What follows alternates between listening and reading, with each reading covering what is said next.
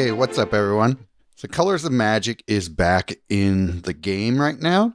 And even though this event has been in the rotation for, I don't know, a couple of years now at this point, there's still a lot of confusion about it. Still a lot of people, I think, not understanding how to build for it or how it even works, really. So, I thought I'd go ahead and put together this little walkthrough on how to go about maximizing your points for this game, strategies you can take on with it, and just showcase some of the decks and some gameplay so that you understand it a little bit better. So the rules are completely different in this event than others as far as mana gains, how you cast cards, etc. So I think that's what's throwing people off. So let's go through the rules real quickly here. Standard only format. Here are the special rules. Cards can't gain mana, and that's super important, right? Because, well, if they can't gain mana, how do you cast them? When you match gems, trigger an effect based on the mana bonus of that gem's color, your mana bonus, if it's greater than 0. So you have to have at least a +1 on your color to activate the effect. If you match 4 or more gems, double your mana bonus for that effect. So that part of it I don't pay attention to that much, but it's really about the first 2 sentences there. Each node features an event support that affect how the gems work. This is where it gets a little bit even trickier. So it's a permanent support, obviously, so it can't be destroyed. At the beginning of your turn, draw a card. So not only are you automatically drawing for your normal draw phase, but you're also drawing an extra card. So you're drawing 2 cards a turn, basically. When you make your first match during your turn, gain 1 loyalty, then reduce the cost of the first 2 cards in your hand by 11. And that's really important to know because that's going to really affect how we build for this event. And so here are the things that trigger based on your mana bonuses. White, you gain X life. Blue, you create X Thopter tokens. And black, the first opposing creature gets -X till the end of turn. Red, deal X damage to your opponent's planeswalker. And green, your first creature gets +X until the beginning of your next turn. So this is why I feel that colorless planeswalkers are really good for this event. Tricolors are also very good. Basically, any planeswalker that has a mana spread that has bonuses on either all your colors or close to it, because you're going to be able to trigger off of whatever colors you match, depending on what you go for. So if you're playing with a colorless walker like Karn, he has +1 on all of your colors. So you're always going to be able to trigger one of these effects when you match a colored gem. That might not make a lot of sense to you yet, but I think it will click in when you see the gameplay. The part that we need to focus on right now is the cost reduction of cards in your hand. Because if you reduce the cost of a card in your hand by 11, that means anything costing 11 and under, you'll get to reduced to 0, which means that you can cast it. So the way that I go about building for my decks is everything in my deck has to cost 11 or less. In some cases, I break that rule a little bit because the effect of the card is worth taking the extra turn for. But I'll show you a deck here that just about anybody can build because the objectives are for peasant. So if you want to get full points for everything here, and believe me, you will, you want to build for the objectives. So you got to cast 10 or more cards with cost 11 or less, and you have to win with peasant deck. So this is what I've used. This isn't actually the one I normally use because I use a little bit more exclusive cards in here, but I put this together because it has no exclusive cards in it. It's peasant, and it works well to hit objectives. So this is basically anybody can run this one pretty much. You should have most of these cards already if you've been playing for like a year or so. But yeah, the idea here is that you're going to be able to cast 2 of your cards every turn, depending on, all things being equal. Your opponent isn't playing a card that prevents you from doing that. And every card in here either helps facilitate that or it disrupts whatever your opponent's playing. So we got a lot of removal options in here. Support removal even.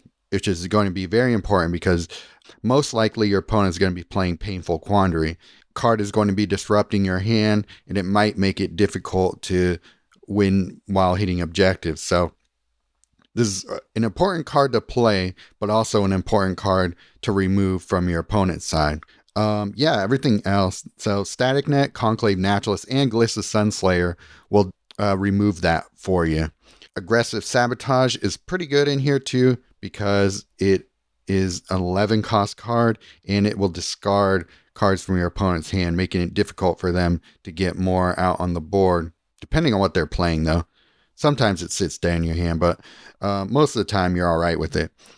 Warden of the Inner Sky is cool because you're drawing 2 cards a turn, so it's going to grow pretty quickly, and then you're going to be able to refresh your hand whenever you cast those 2 cards. So you're continuously going to be having a full hand of cards to play, which is important in this event especially. And yeah, Blooming Blast is just in here because it's not an important card in here. If you have better cards to use that are exclusive, such as some of the PMA cards, you can go with that instead. But this is just kind of a good all-around deck that will get you through. You can always substitute some other things for a little bit more strength if you need it, but it should be fine. All right, well, let me show you how this deck works. Okay, let's look at the support here. So at the beginning of your turn, draw a card. So you start with the 2 cards in your hand, as you always do. Then you draw a card in your normal phase, and then you draw an extra card because of the support card here. When you make your first match during your turn, gain 1 loyalty, then reduce the first cards in your hand by 11. Okay, so we got that. Here are the effects that we get when we match here. So blue and white is good. Black is also good because we're going to be using it to hit our opponent's creatures. And then, so we got a red match there into a blue. So red will deal X damage to your opponent's planeswalker, and blue will create some Thopter tokens. So that will only do 1 damage right now and only create 1 Thopter because that's all we have. I guess I could hit him with the Blooming Blast right away.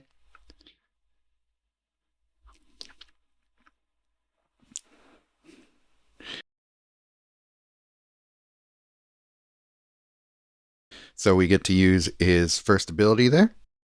Our Thopters will be more bountiful, and we will do a little bit more damage to our opponent here every time we get that red match going. So get a little bit of life back there.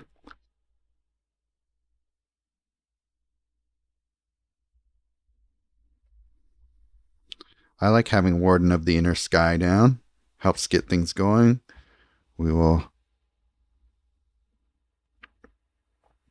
build up our Thopters and see if we can use as a win con here. Wow, that's a lot of Thopters right away.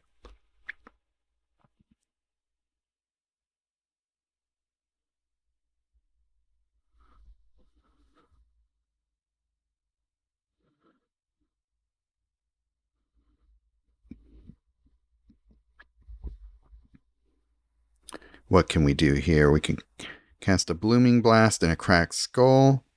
Well, we could really just play anything in our hand right now and see what happens here if we play that. Okay, we do Blooming Blast. And we play a Cracked Skull. Delete some cards from their hand. And where are we at with objectives? So we play 2 more cards here, then we can just safely win and get our objectives done. That's fine. We can play Ray of Ruin and Painful Quandary. So our mana bonuses are pretty high right now, so we can build up our Thopters pretty well. Yeah, see, they don't have a lot of good cards to play in their hand right now. So we used our second ability and it gave us some Thopters there, or sorry, constructs. And so the artifact construct became a 21/21 because we had artifacts in play with the Thopters. So we had 18 Thopters already, or 19 really. So that gave us a nice boost there. And what are we at with mana bonuses? We can actually bump up our mana bonus one more time, but we won't need to because we should be able to win right here. Okay. Barring them being able to get rid of everything. So yeah, we are in full control of the match. Make a few more Thopters here, and then we'll be done. And there you have it. So I have one more deck that I want to show you here for the bottom node, walk you through that. It's a little bit more on the fun side, a little bit more creative than this one. So I look forward to sharing with you right here. So this deck I'm using for the bottom node is just kind of based around her ability to bump up her mana bonuses infinitely, at least her black mana bonus. And so that just continuously makes the strength of her black matches that much higher. So we're playing a lot of the same cards here. We got Painful Quandary, Ray of Ruin. We're playing a few different things here though. We're doing Thriving Moor and Phyrexian Atlas because they both will convert gems to black. And so that will help to make more black matches for us to take advantage of. Ripples of Undeath will give us loyalty to get us to being able to use her first and third ability a lot more often. And then we really just have this one spider card in here that will absorb some of the cards that they will be playing. And then when it dies, it gives us a little bit of life back. Not much, but it's something. But you can really go with anything there if you want. Something that's a little more helpful in terms of getting rid of support. So we can actually just put in like Gliss of Sunslayer. So a lot of overlap there because these just happen to be good cards for this event. Corrupt is good because it's a non-creature based way of getting you to a win. So the damage kind of stacks up here, along with Painful Quandary, and when you keep bumping up your mana bonuses, that should be enough to get you to a win here. So let's show you how it goes.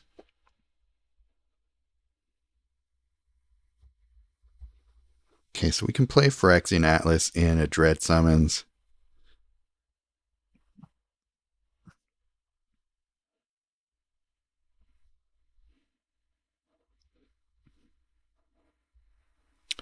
Let's destroy our library so that the Terror Tide does more for us.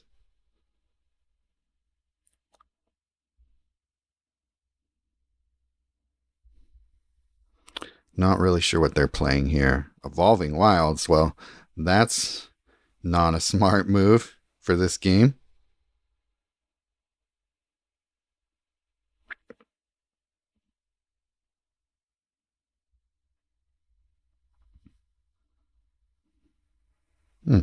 Interesting. I didn't think their mana bonuses were enough to destroy one of my creatures there, but that's fine. We're not too worried about it. Let's try and get Ripples of Undeath down. It's a card that takes 2 turns to get down, but it'll be worth it. Let's see where we're at. Okay, we only need to play 3 more cards, so that's fine. Let's bump up our mana bonuses here. We'll play at least Ripples of Undeath. And we'll get these ready for our next turn.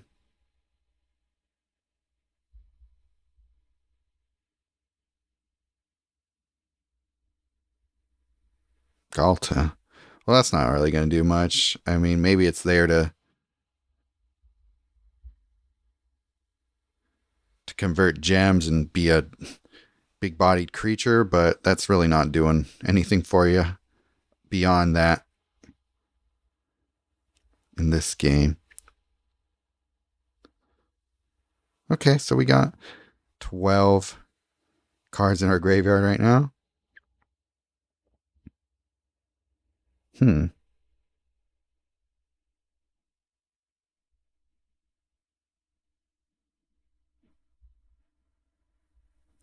I mean, I guess if he's just doing it to gain loyalty, but beyond that, it's not doing much for him. And yeah, we can just delete. Get rid of everything they thought they were doing. Yeah, that's fine enough for me. Play aggressive sabotage to get rid of some of their cards, and a painful quandary to get things moving a little quicker here. So I think at this point I can spam our first ability, even though I could keep just doing our third.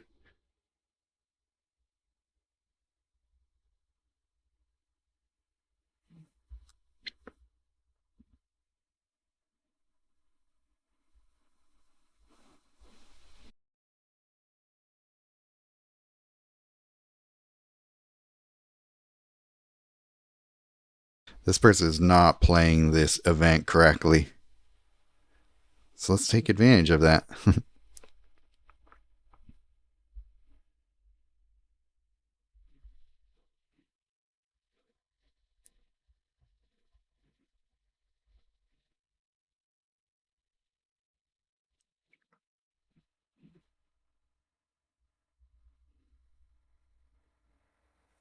Okay, one more black match and we win.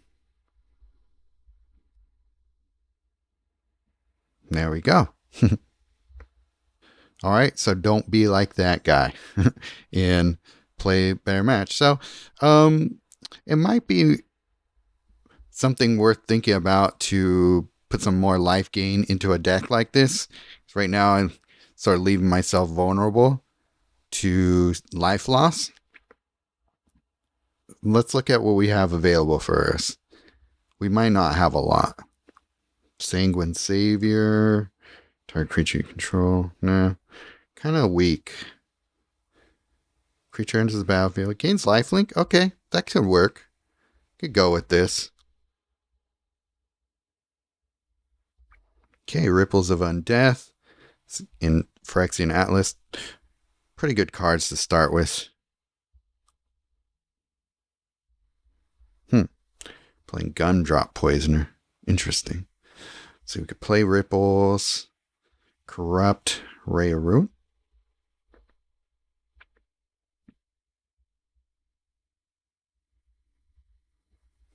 Cards. We have no cards in our graveyard, so let's change that.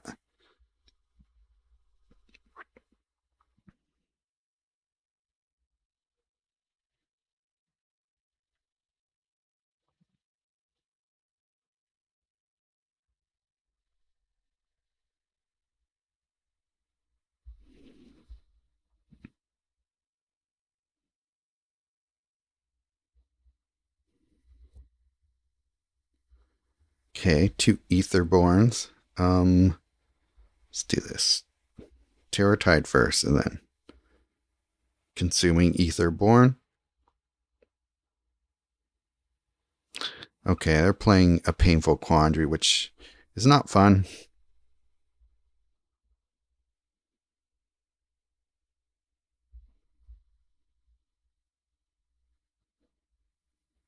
But let's see if we can deal with it a little bit here.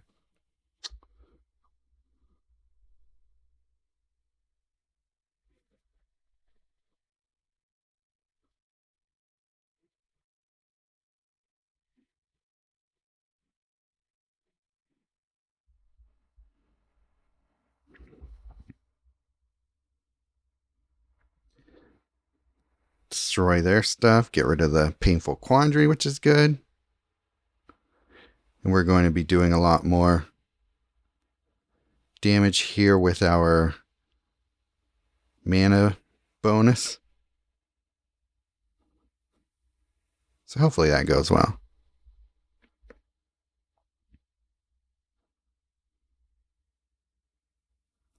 Spam that third ability if we want. Okay, before we do that, though. Okay, we're good, actually. So it doesn't even matter at this point about holding back.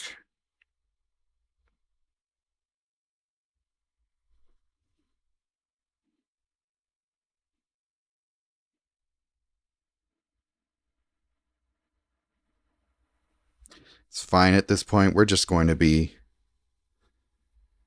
using our black mana bonuses to do the dirty work here.